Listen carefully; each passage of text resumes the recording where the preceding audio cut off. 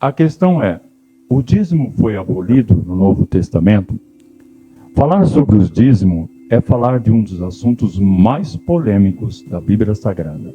E dentro deste assunto, eu estarei abordando de como surgiu esta palavra dízimo. O que significa dízimo? Quem foi o primeiro homem a se tornar dizimista? E quando foi que Deus instituiu o dízimo como mandamento? Qual era o propósito do dízimo? Graça e paz. Eu sou o comentarista, Pastor Geraldo, e vocês são muito bem-vindos em meu canal. Mas antes de nós entrarmos nesse assunto, eu gostaria de pedir para vocês se inscrever-se em nosso canal. É só vocês clicarem em inscrever-se, clique também no sininho para vocês acessar as notificações que todas as vezes que nós colocarmos um vídeo novo aqui, vocês serão avisados em primeira mão. Também não deixe de compartilhar com seus amigos, fazer seus comentários, deixar as suas sugestões. Se vocês gostaram ou se também não gostaram, faça seus comentários, deixe as suas opiniões, porque isto é muito importante para nós. O que é dízimo? A resposta estaria na ponta da língua de qualquer pessoa que conhece pelo menos um pouco das Escrituras. A definição do dicionário é a seguinte: dízimo significa a 10ª parte de algo paga voluntariamente ou através de taxa ou impostos, normalmente para ajudar organizações religiosas judaicas ou cristãs. Apesar de atualmente estar associada à religião, muitos reis da antiguidade exigiam o dízimo dos seus povos. Há 2 passagens bíblicas que falam de um dízimo sendo dado antes que a lei fosse instituída no Sinai. As passagens envolvem Abraão e Jacó, 2 dos patriarcas de Israel. A primeira menção distinta da palavra dízimo na Bíblia encontra-se no livro do Velho Testamento. Melquisedeque, rei de Salém e sacerdote do Deus Altíssimo, saiu ao encontro de Abrão e o abençoou, e Abraão deu-lhe o dízimo de tudo.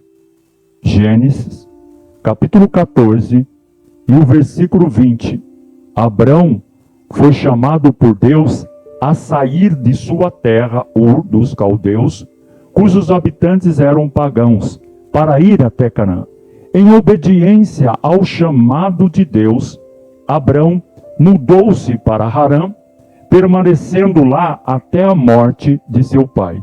Ao partir para a terra de Canaã, diz a palavra de Deus que Abrão levou junto com ele a sua esposa Sara e o seu sobrinho de nome Ló, filho de seu falecido irmão, bem como todos os bens que eles haviam adquirido e as pessoas que lhe foram acrescentadas em Harã. Gênesis capítulo 12, versículo 5. Devido à grande quantidade de bens que Abraão e Ló possuíam, houve contenda entre os seus pastores de gado. Os dois conversaram e pacificamente decidiram pela separação, conforme está relatado em Gênesis capítulo 13. Abrão ficou em Canaã e Ló dirigiu-se para os limites da cidade de Sodoma. Está escrito em Gênesis capítulo 13, versículo 12. Tudo estava indo muito bem, até que irrompeu um conflito na região. 5 reis resolveram rebelar-se, cansados de servir por 12 anos ao rei de Elão, Quedorlaomer. Foram eles Bera, rei de Sodoma, Birsa, rei de Gomorra, Sinabe, rei de Adema, Semebe, rei de Zeboim, Bela, rei de Zoar, vizinho ao Egito. O rei de Elão Quedorlaomer reagiu e convocou outros 3 reis para sufocar os rebeldes. Foram eles Anravel, rei de Sinar, região da Babilônia, Arioque, rei de Elazar, Tidal, rei de Goim. Esta guerra, ela é denominada pelas escrituras sagradas como a guerra de 4 reis contra 5. Está escrito em Gênesis, capítulo 14, versículo 1 ao 17. Os reis rebeldes, como não possuíam experiência de combate, foram impiedosamente derrotados e subjugados pelas forças comandado pelo rei Quedorlaomer. Os vitoriosos saquearam as cidades da planície e todo o povo foi levado cativo, os seus bens e todo o seu mantimento, inclusive Ló, que morava nos limites da cidade de Sodoma, foi levado preso e todos os seus bens confiscados. Está escrito em Gênesis, capítulo 14, versículo 12. Abrão, ele tomou conhecimento da calamidade que sobreviera ao seu sobrinho Ló, através de uma pessoa que escapou da batalha. E movido por uma profunda afeição por seu sobrinho, o patriarca Abrão decidiu libertá-lo. E para isso, ele convocou uma tropa de elite com 318 bravos guerreiros, todos criados em sua casa e devidamente preparados para o combate. Ele buscou também apoio. Ele buscou apoio de 3 régios aliados, os irmãos Manre, Escol e Aner, governadores das planícies dos amorreus, que se uniram a ele com os seus grupos. Juntos partiram em perseguição dos invasores. A vitória foi esmagadora. Todos os cativos foram libertados e todos os bens recuperados. Está escrito em Gênesis, capítulo 14, no versículo 16. Em seguida, a palavra de Deus registra um encontro. Um encontro que Abraão teve com quem? Com Melquisedeque, ele era rei de Salém. Ele era sacerdote do Deus Altíssimo. E ele trouxe o quê? Ele trouxe pão e vinho e pronunciou uma bênção sobre Abrão. E deu graças ao Senhor que operara tão grande livramento por meio do seu servo. E Abrão deu-lhe o dízimo de tudo. Gênesis capítulo 14, versículo 18 e 20. Está escrito também em Hebreus, no Novo Testamento, no capítulo 7, 1 e 2. Era costume que os despojos de guerra ficassem com quem? Com os vencedores. No entanto, Abrão não empreendera essa expedição com o intuito de lucros e recusou-se a tirar vantagem, estipulando apenas que seus aliados recebessem a parte que tinha direito, como exemplo ao relato da insistência do rei de Sodoma para que Abraão ficasse com os bens materiais e devolvessem apenas as pessoas sequestradas por Quedorlaomer. Abraão lhe disse: levantei a minha mão ao Senhor, o Deus Altíssimo, o possuidor dos céus e da terra, que desde um fio até a correia do sapato, não tomarei coisa alguma de tudo o que é teu, para que não digas, eu enriqueci a Abrão, salvo tão somente os que os mancebos comerem, e a parte que toca os varões comigo foram Aner, Escol, Manre, esses que tomem a sua parte. Gênesis capítulo 14, versículo 22 ao 24. Foi exatamente isto que Abraão fez após descontar o custo operacional da guerra. Ele devolveu os seus legítimos donos, ele devolveu 90% do que restou de todos os despojos recuperados e pegou 10% e deu ao sacerdote Melquisedeque, baseado o quê? num costume dos povos pagãos da antiguidade. Foi por isso que ele deu os 10%, baseado nesse costume. O texto bíblico diz que Abraão deu o dízimo de tudo, não do seu patrimônio. Ele não deu do patrimônio dele, mas unicamente dos despojos recuperados na guerra. Esse entendimento está em conformidade com o que está escrito em Hebreus, capítulo 7, versículo 4. Está escrito assim: considerai, pois, qual grande era este, a quem até o patriarca Abraão deu os dízimos dos despojos. Não há registro bíblico de que esse dízimo era sistemático e obrigatório. Também não há registro de obrigatoriedade de dizimar despojos de guerra. Apesar de Abraão não ser um exemplo de dizimista para os nossos dias, Deus não o condenou, pois depois dessas coisas veio a palavra do Senhor a Abraão, numa visão, dizendo: não temas, Abraão, eu sou o teu escudo, o teu galardão será grandíssimo. Gênesis capítulo 15, versículo 1. E outra passagem bíblica que fala sobre o dízimo antes da lei mosaica se encontra no livro de Gênesis, capítulo 28, versículo 11 até o versículo 22. Jacó faz um voto num lugar chamado Luz.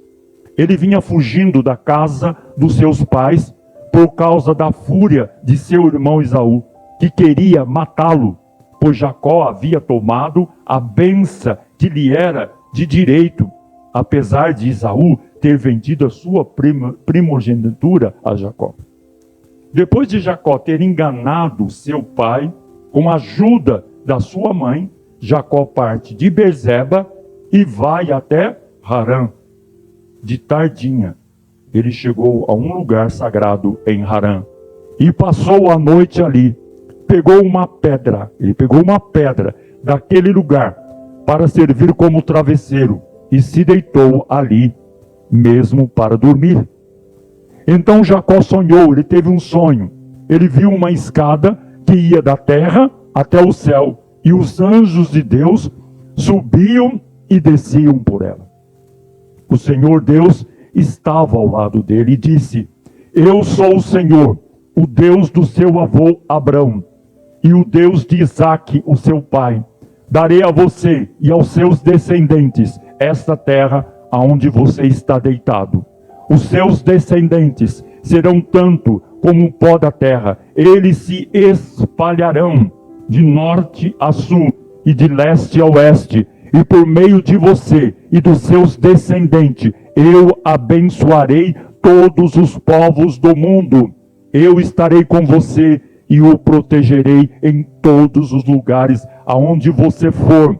E farei com que você volte para esta terra. Eu não abandonarei até que cumpre tudo o que lhe prometi.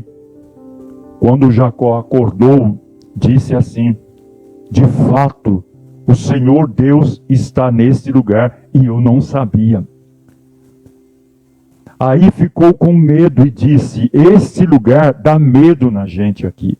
Aqui é a casa de Deus, aqui fica a porta do céu. Jacó se levantou bem cedo, pegou a pedra que havia usado como travesseiro e o pôs de pé como um pilar. Depois ele derramou azeite em cima para dedicá-la a Deus. Naquele lugar havia uma cidade que antes se chamava Luz, mas Jacó mudou o seu nome para Betel. Ali Jacó fez a Deus a seguinte promessa: se tu fores comigo e me guardares nesta viagem que estou fazendo, se me deres roupa, comida, e se eu voltar são e salvo para a casa do meu pai, então tu, ó Senhor, será o meu Deus, e esta pedra que pus como pilar será a tua casa, ó Deus, e eu te entregarei a 10ª parte de tudo quanto me deres. Esses dois são os únicos exemplos de dizimar que podem ser encontrados no Velho Testamento antes da lei ser dada. Ambos são exemplos de algo voluntário. E nenhum desses dois dizimar foi pedido por Deus. Em nenhum dos personagens, Abraão e Jacó, que deram esses dois dízimos, vemos um exemplo de dizimar como uma prática geral, habitual, constante das suas vidas. De fato, na vida de Abraão, parece que temos um dízimo, um único dízimo, como algo que ele só deu uma única vez em sua vida. E foi um dízimo dos despojos de uma vitória militar dada a um sacerdote de Deus. Se nossa única evidência para obrigar crentes sobre o novo pacto a dizimarem se apoia nestas duas passagens de Gênesis, parece-me que estamos nos apoiando em um fundamento muitíssimo inseguro. O dízimo como mandamento na lei de Deus. Está escrito em Levítico capítulo 30. Todos os dízimos da terra, seja dos cereais, seja das frutas, pertence a quem? Ao Senhor. E são consagradas a quem? Ao Senhor. Se um homem desejar resgatar parte do seu dízimo, terá que acrescentar 1/5 ao seu valor. O dízimo dos seus rebanhos, 1 de cada 10 animais que passam debaixo da vara do pastor, será consagrado ao Senhor. O dono, ele não poderá retirar os bons dentre os ruins, nem fazer qualquer troca. Se o fizer, alguma troca, tanto o animal quanto o substituto se tornarão consagrados e não poderão ser resgatados. São esses os mandamentos que o Senhor ordenou a quem? A Moisés. Aonde? No Monte Sinai. Para quem? Para o israelita, para os judeus. O dízimo no Antigo Testamento era dado em frutos da terra, produtos agrícolas, gado e rebanho. Dízimo na Bíblia nunca está relacionado a dinheiro. Nunca e nunca. Dízimo sempre está relacionado a comida, alimento, produção agropecuária. Dízimo na Bíblia é sinônimo de alimento, e isto é um fato. Ofertas podiam ser trazidas em forma de dinheiro, como está escrito em 2 Reis, versículo 4 até o 7. Está escrito assim: vá falar com Euquias, o grande sacerdote, e diga a ele que conte o dinheiro que os sacerdotes que tomam conta da entrada do templo de Salomão, lá em Jerusalém, têm recebido do povo. Ele que entregue esse dinheiro a quem? Aos homens que estão encarregados do conserto do templo de Salomão.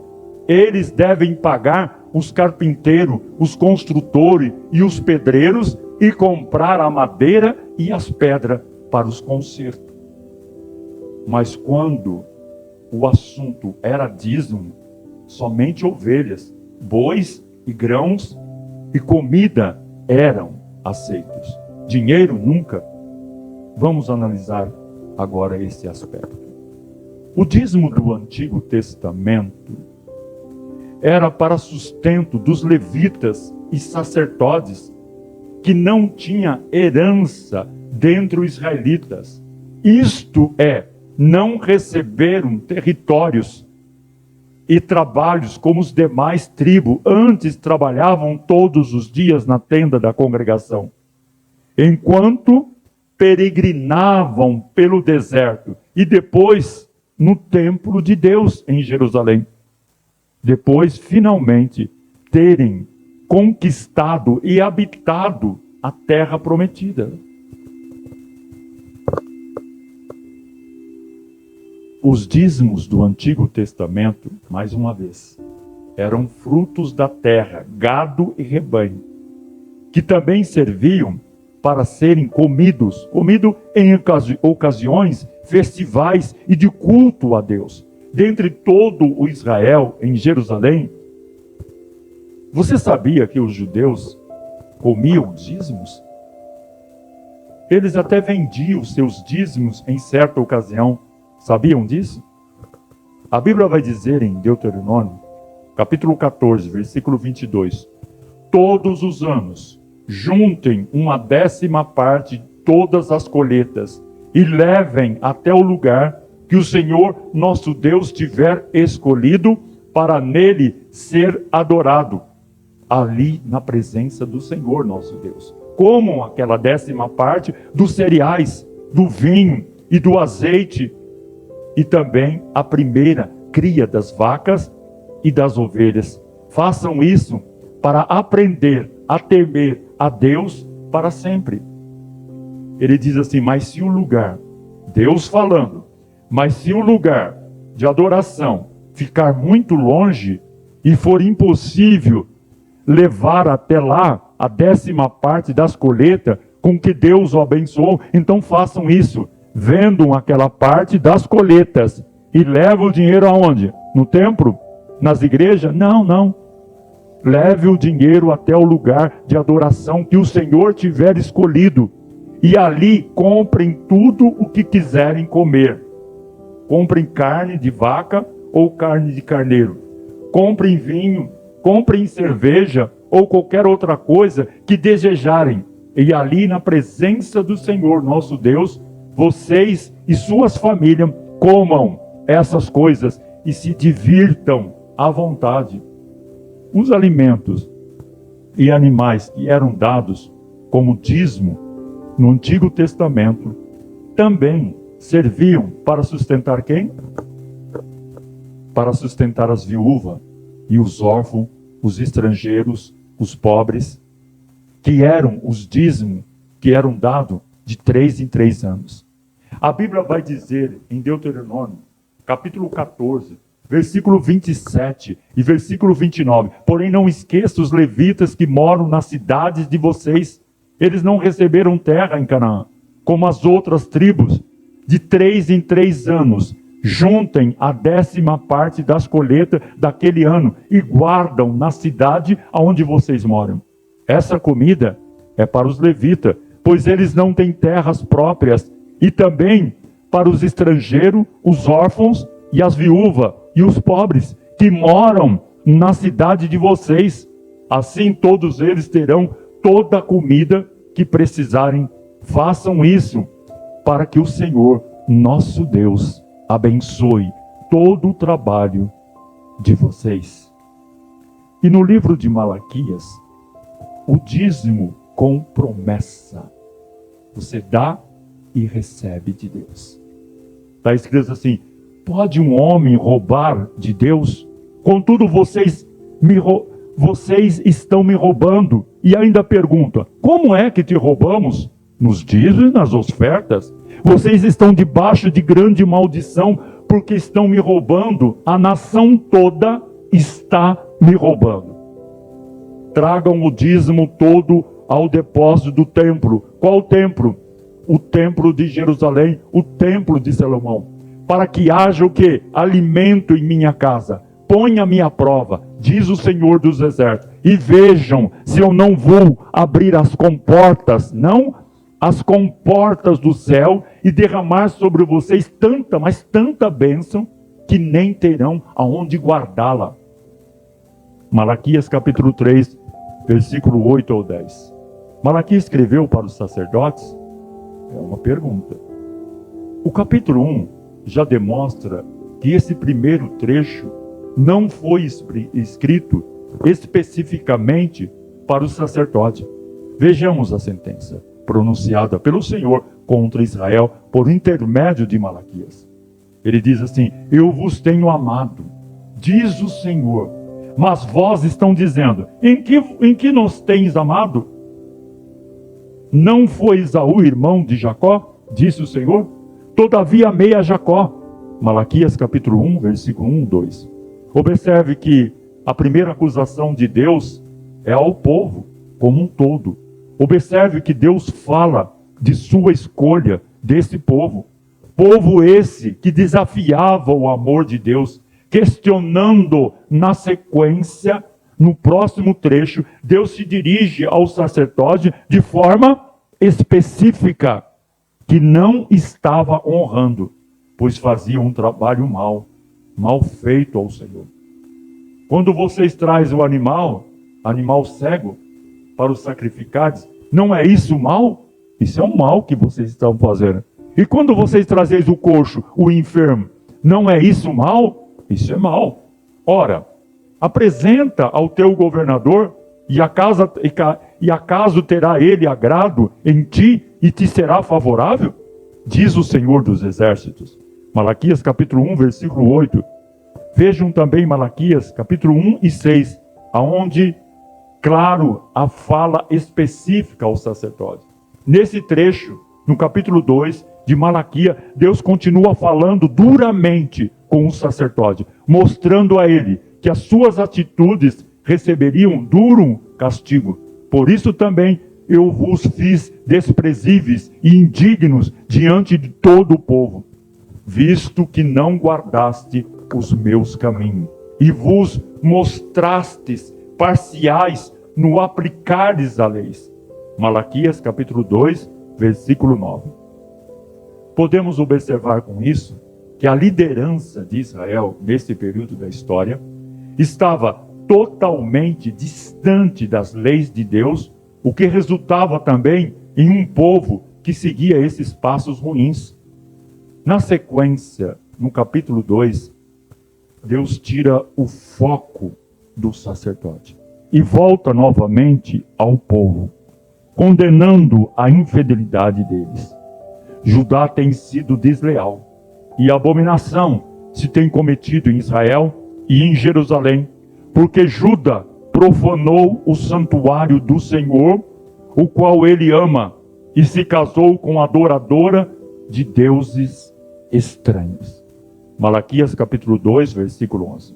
Nesse trecho, fica clara a reprovação direcionada de Deus com a atitude do povo como um todo, e não especificamente e somente de sacerdotes.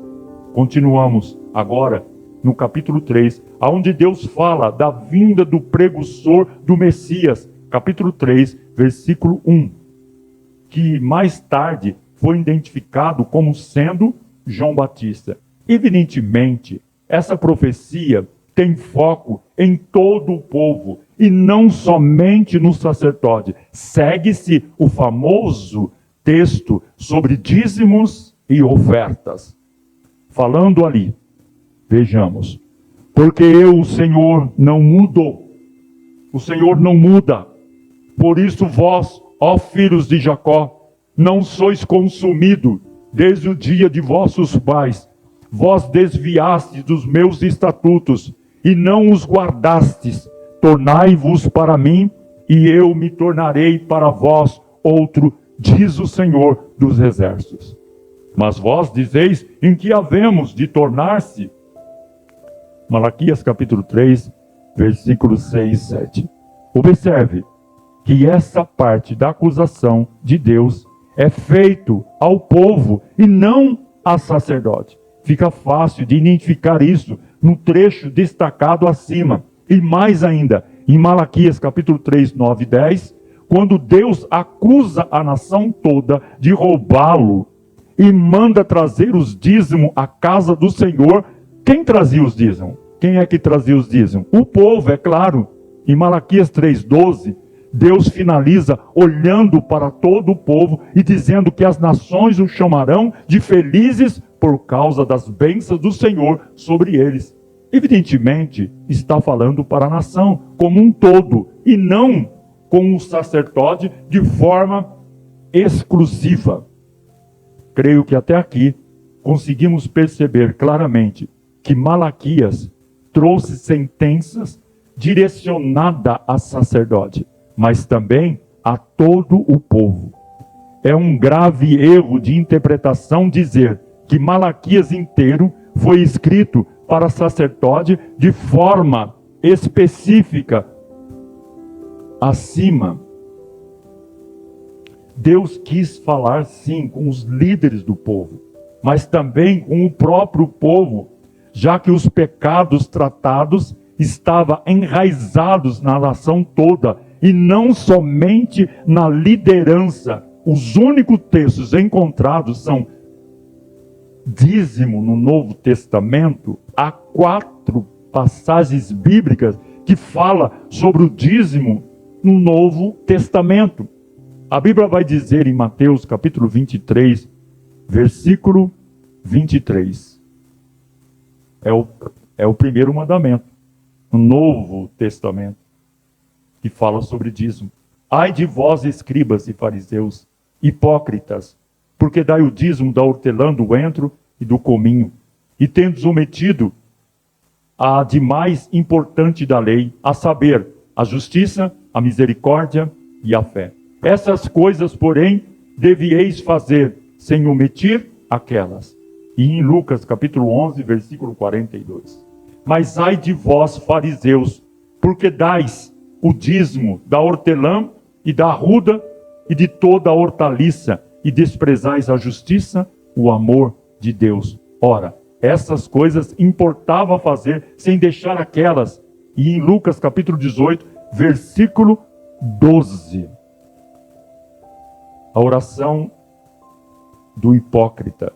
Ele disse que jejuava 2 vezes na semana e dava o dízimo de tudo quanto ganhava. Mas o outro não. Simplesmente levantava as vozes para cima e sou um miserável pecador. Em todas essas situações, o Senhor Jesus colocou a questão do dízimo numa situação secundária ao proferir essas palavras. Ele tinha como principal objetivo repreender quem? Os fariseus, por serem o quê? Orgulhosos. E por terem omitido o que era mais importante da lei, a prática da justiça, da misericórdia e do que mais? Da fé. As denominações religiosas que defendem a validade do dízimo como base no que está escrito em Mateus capítulo 23 e Lucas capítulo 11 e 42, certamente não aceitaria hoje o dízimo da hortelã, do endro e do cominho, da arruda e de toda a hortaliça para manterem as suas gigantescas estruturas institucionais. E além disso, provado está, através dos textos acima, através dos textos citados, que o dízimo não era entregue em dinheiro. O termo dízimo também encontra-se registrado no capítulo 7 da Epístola aos Hebreus. Antes de tirar qualquer conclusões, recomenda-se analisar todo o contexto.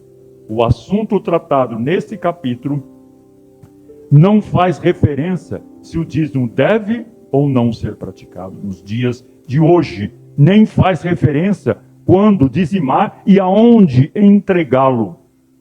A realidade é que o autor da carta tinha como objetivo mostrar a superioridade do sacerdócio de Cristo em relação ao sacerdote de Arão, usando Melquisedeque como um tipo de Cristo.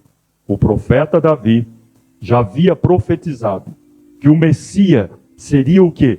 Sacerdote para sempre. Segundo a ordem de quem? Segundo a ordem de Melquisedeque. Está escrito nos Salmos 110, versículo 4. A questão é que o sacerdote e rei Melquisedeque viveu antes do nascimento de Isaac. Portanto, não era da descendência da tribo de Levi, um dos netos de Isaac. O autor do livro de Hebreus apenas queria fazer o quê? Queria mencionar que a esse Melquisedeque, o patriarca Abrão, deu o dízimo sobre os despojos de guerra, conforme o relato em Gênesis capítulo 14, versículo 18 ao 20. Esse assunto tinha que ser esclarecido. Principalmente aqueles que ainda seguiam os rituais, sacrifícios da antiga aliança. No capítulo 7 e 10, o autor deixa bastante claro que o objetivo é demonstrar a superioridade do sacerdote de Jesus sobre o sacerdote de Arão. O antigo sistema sacerdotal, baseado no parentesco de Arão, foi cancelado por Deus, porque ele era fraco e inútil para salvar o povo de seus pecados. Hebreus capítulo 7, versículo 18. A esse respeito, o autor do livro de Hebreus faz a seguinte indagação: se a perfeição fosse pelo sacerdote levítico, pois sobre este povo recebeu a lei, que necessidade havia ainda de que outros sacerdotes se levantassem segundo a ordem de Melquisedeque, e que não fosse contado segundo a ordem de Arão? Hebreus capítulo 7, versículo 11. Em seguida diz a palavra de Deus, que mudando-se o sacerdote,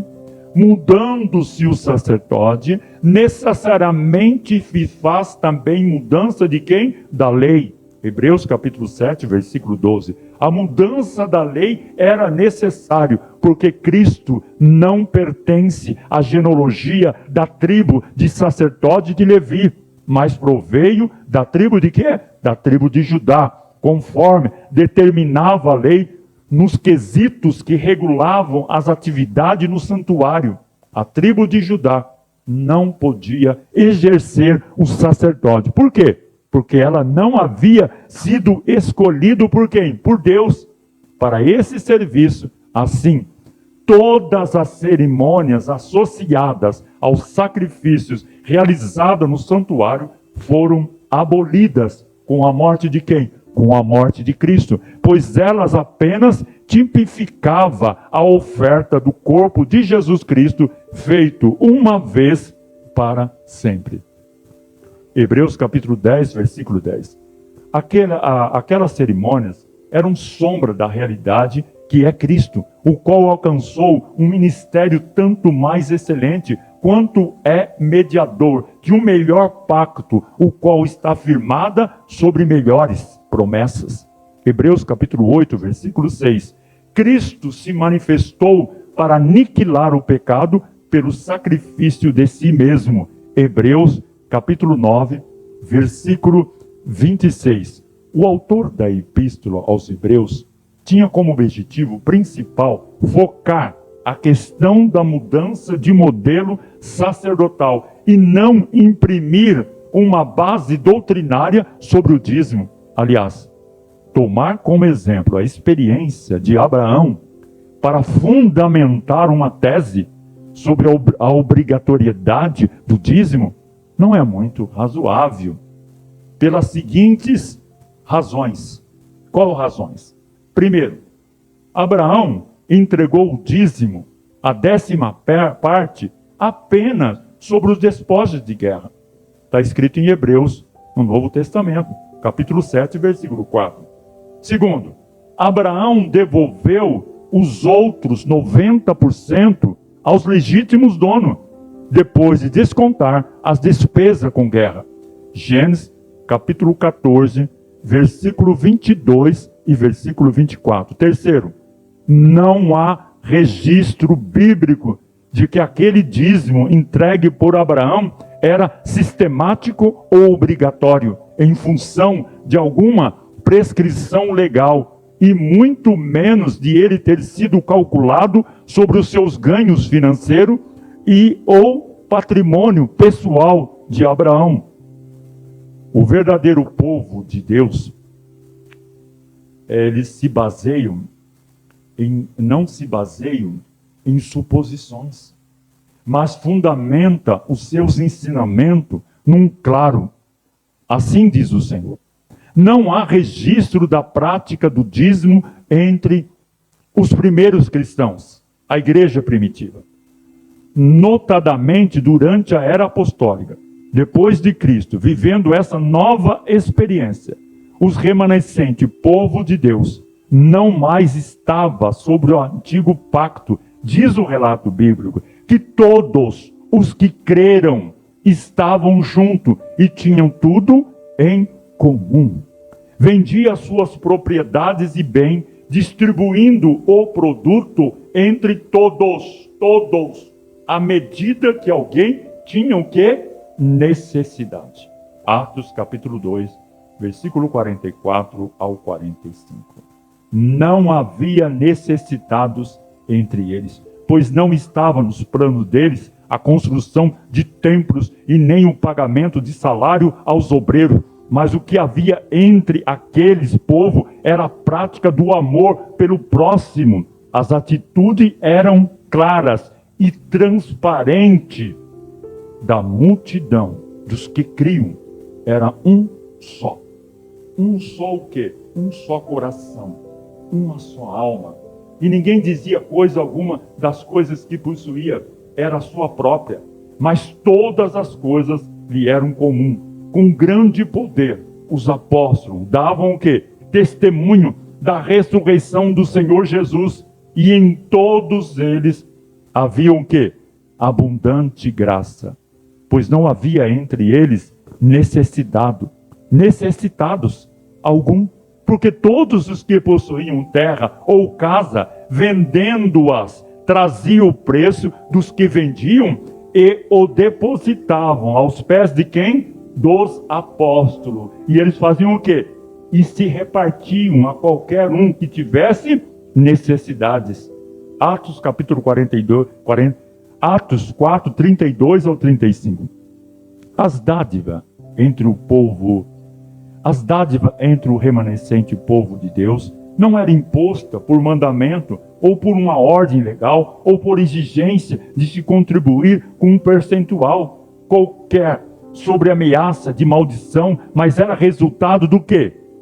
De um relacionamento íntimo. Com quem? Com Deus. O Senhor Jesus, durante o seu ministério, deu muita ênfase sobre a importância de cultivar o amor a quem? Ao próximo.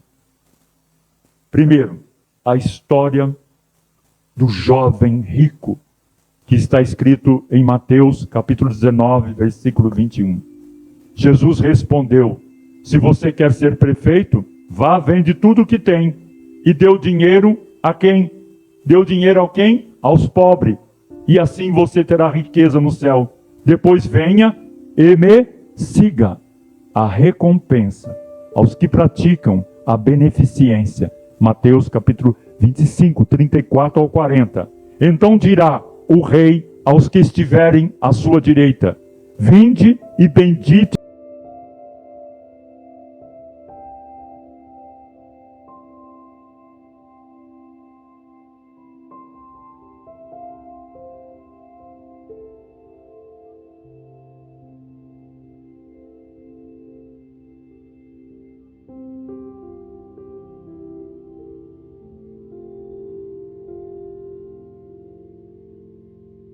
Desde a fundação do mundo. Por quê?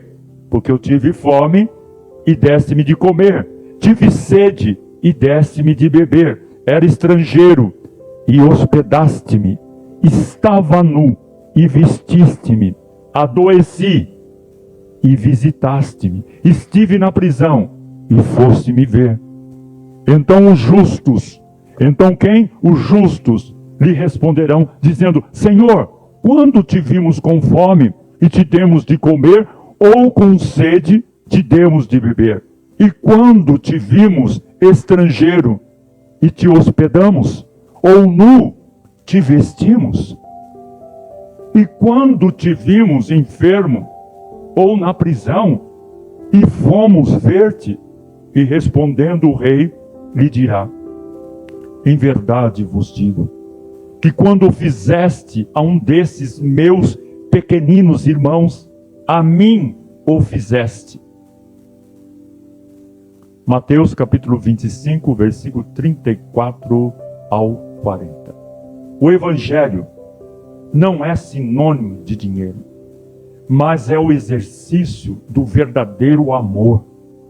O apóstolo Paulo, ele vai dizer em uma das suas epístolas, diz o seguinte: e ainda que distribuísse todos os meus bens para sustento dos pobres, e ainda que entregasse o meu corpo para ser queimado e não tivesse amor, nada disso me aproveitaria. 1 Coríntios, capítulo 13, versículo 3.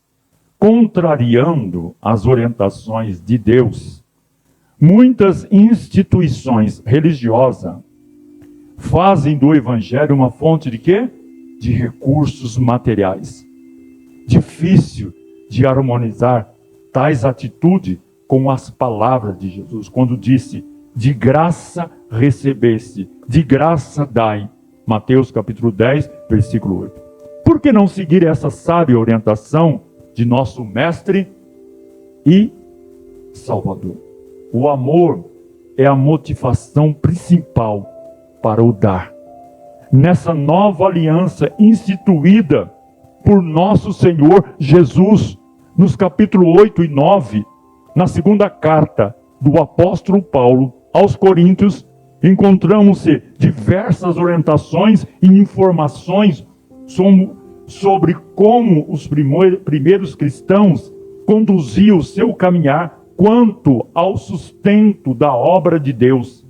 É interessante que o dízimo não é mencionado nesses textos e nem em 1 Coríntios, capítulo 9, onde o apóstolo Paulo faz declarações reveladoras para aqueles que anunciam o evangelho.